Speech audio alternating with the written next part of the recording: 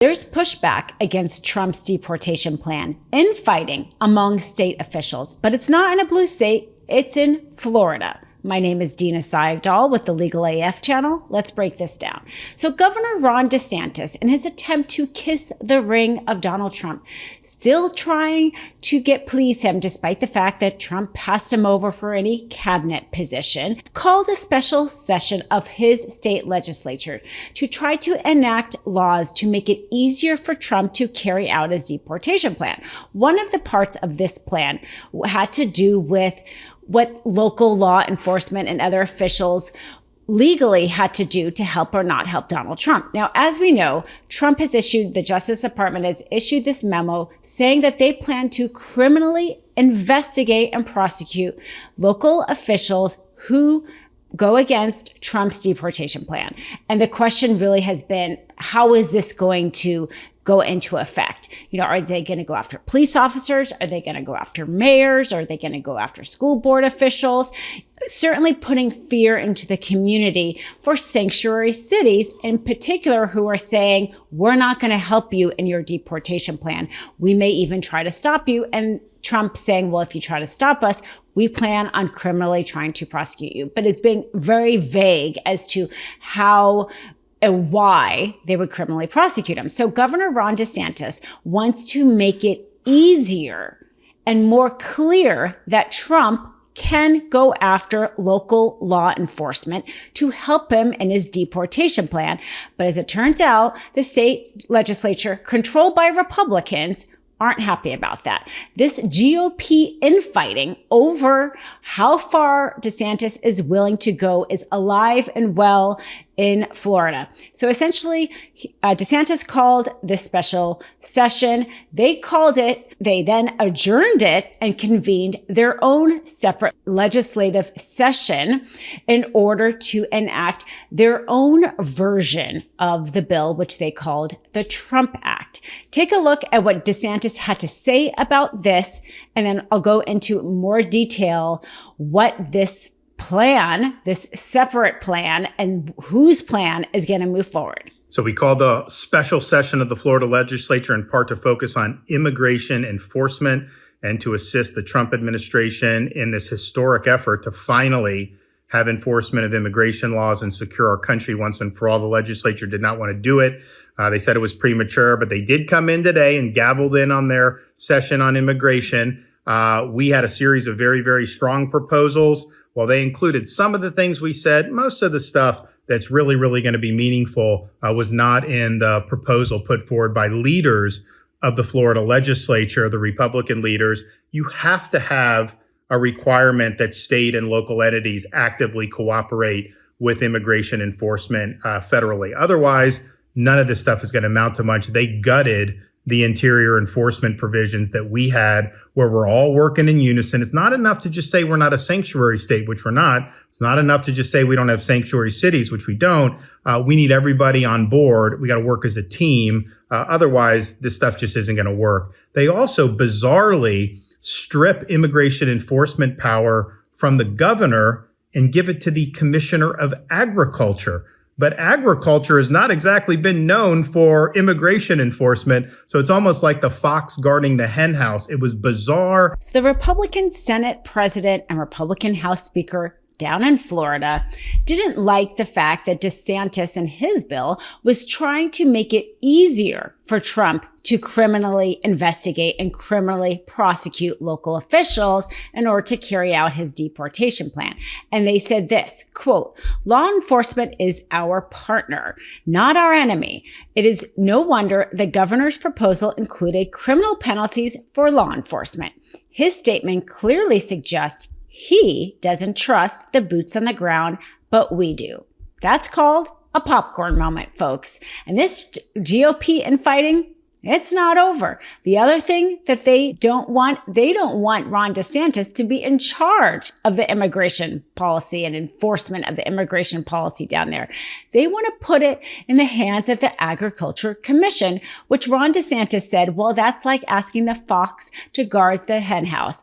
Because the fact that the agricultural industry in Florida, guess what? They depend on migrant workers. They're depending on undocumented workers. Do you remember the workers that we called essential workers in the pandemic? And now Trump is calling the enemy of the state and trying to round up. Well, it turns out Florida needs those migrant workers, and those legislatures know that their constituents will be hurt if they end up getting deported. So instead of having the governor in charge, who's going to try to carry out the maximum he can to kiss the wing of Trump, they want the agriculture person in charge. And this is making Ron DeSantis upset and almost sounding like how we think the MAGAs are, because he thinks that actually the Republicans are all just smoke and mirrors. And if he had asked, we would have told him a long time ago that yes, they are all just smoke and mirrors. Take a look. The bill they did is more window dressing. It is not going to solve the problem. We're not here for theatrics. We're not here to do messaging bills. The only thing we need to do is to do things that are going to actually solve the problems for Floridians once and for all. But what the legislature do not only will not allow us to do it, it will actively inhibit some of the things we're already doing. So now's the time to be tough. No squishing out here. We got to get the job done. Support for this episode comes from our new sponsor, Honeylove, which is amazing. They have the best bras and shapewear that I've ever worn. Not only is it so comfortable, it also lifts in all the right places while helping hide those little bumps and lumps. You know what I'm talking about, in all the areas that you need it. But most importantly, I love how comfortable it is, how cool it is, and how great I look and feel when I wear it. Their bras in particular are especially comfortable and supportive for all shapes and sizes, whether you're on the smaller side, you don't have to keep pulling it down. And for those women who need more support, they have you covered as well. This is a new product that I will not live without, whether it's for special occasions or every day. This is my go-to. They've revolutionized the wireless bra game, which is personally a pet peeve of mine. I hate the underwire, and their bras feature supportive bonding that eliminates the need for those uncomfortable wires and unnecessary bulk. So you deserve a bra that's lightweight, comfortable, without sacrificing support. Embrace freedom, flexibility, and comfort with Honeylove's wire-free bras made with fabric that's so soft you'll even forget that you're wearing it, so you won't want to just come home after a long day and immediately want to take your bra off. You do not sacrifice comfort, and they look great and they're comfortable. And I particularly love the crossover bra. It's so comfortable and it's sure to be your new go-to. So if you're tired of bras that cause bulging in the back, you will love their back smoothing fabric to prevent that bra bulge. So I like the, very relaxing kind of, there's a lounge bra also that I love. It's called the V bra, and it offers the support of a traditional bra without that uncomfortable underwire. So it lifts, it separates, and all of the things that you need. So it's great. Please give it a try, and they'll have you covered for every day, whether it's going to work or whether you're going out at night or to a wedding, whatever it is. Try them. They're really great. So Honeylove is not just supporting women, it's empowering women. So treat yourself to the best bras on the market and save 20% off at honeylove.com/mistrial with 2 S's, MISS trial, and use our exclusive link to get 20% off. That's honeylove.com/mistrial to find your perfect fit. And after you purchase, they'll ask you where you heard about them, and please support our show. Thank you. So it turns out not just sanctuary cities and towns in California care about undocumented immigrants. Even these red states will be impacted if Trump carries out his plan. And it is good. We need as much infighting to stall and slow what is really sounding like a very scary plan coming out of the White House. Trump signed the Lincoln-Riley Act and at the same time said he plans on housing in Guantanamo Bay people who are here undocumented and evidently, according to him, are such serious criminals that they shouldn't even be deported back to their countries. Now, there's no way we have thousands of people who would even fit that criteria if that criteria were even something that was true. What's more revealing is the fact that he did this announcement at the same time as he signed the Lincoln-Riley Act, because in the Lincoln-Riley Act, it stripped the due process rights of undocumented people because they now can be arrested, not convicted even, but arrested for petty theft and held in federal detention facilities indefinitely. Well, you need to house people when you are planning on holding them indefinitely. And Guantanamo Bay is the place to do that. And so this is his signaling that he wants to start rounding people up who don't have due process rights and putting them in some place that we won't be able to see. And the fact is that in our country, we haven't ever had a two-tier justice system like that. You can be visiting in this country and steal something and still have rights, due process rights in our justice system like anybody else who is stealing something. This act, by stripping away those due process rights, sounds very similar to allowing us to get to a point where we are rounding people up like we rounded up the Japanese and put them in internment camps. This is the level of what Trump wants to do.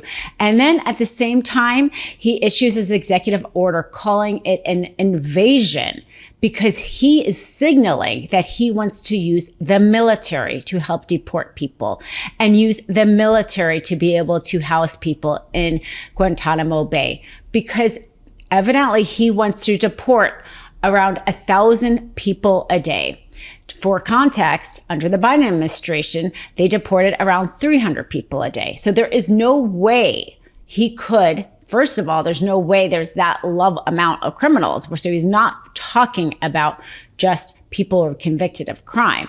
But also the fact is he can't carry that out with just the personnel of ICE. He needs the military. It's why he called it an executive order. He needed that Lincoln Act that stripped the due process rights to allow people to be housed in Guantanamo Bay. And he's telling us all this. And as much as it's interesting to watch the infighting of the GOP, it's satisfying to watch DeSantis try to trip him up himself, trying to bow down to Trump so completely, despite the fact that Trump says the worst things about him and doesn't give him any cabinet appointment or anything he's going to want, but he still keeps trying.